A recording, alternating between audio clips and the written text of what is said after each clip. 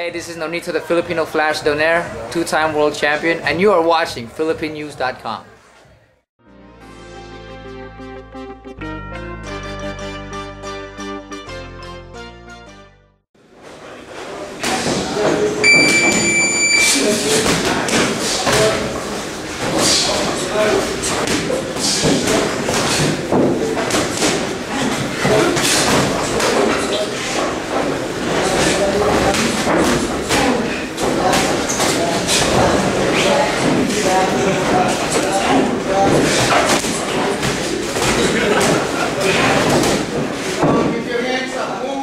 Ako hindi ko in-expect na magiging boxer ako eh. At saka siguro God's plan na rin at saka dumating lang sa akin kaya kinagat ko ng break ko.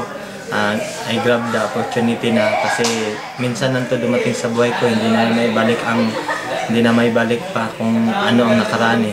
At saka kung anong ngayon ituloy-tuloy na para hindi lang naman para sa akin to para sa bansa natin.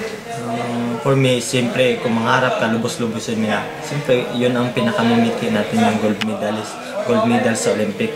At saka hindi ka mag-gold sa Olympic kung hindi ka makakulipay. First muna yung qualifying. Kung makulipay ka, yun na.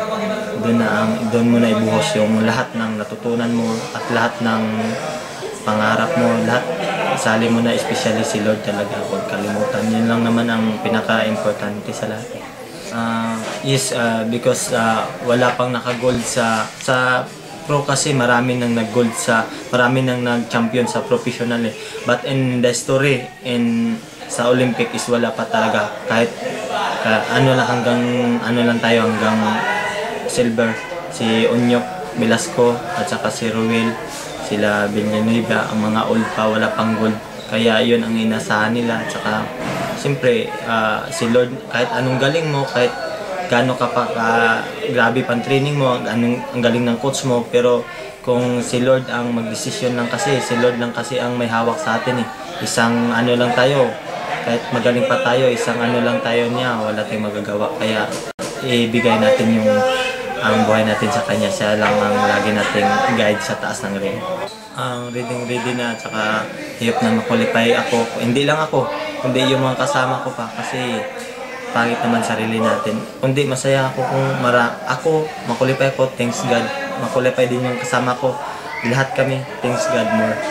Saka kung makulipay na kami, gawin namin lahat para manalo at hindi lang manalo, makamit natin ang gintong medalya sa Olympic.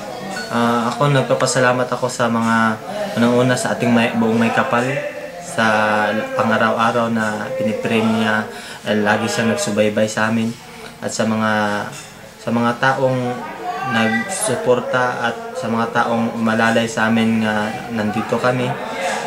Kahit hindi ko nabanggitin yung pangalan pero alam na nila kung sino sila.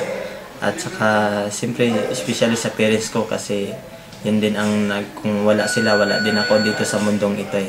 At saka sa mga nagmamahal sa akin, sa mga kamag-anak ko. Yun lang.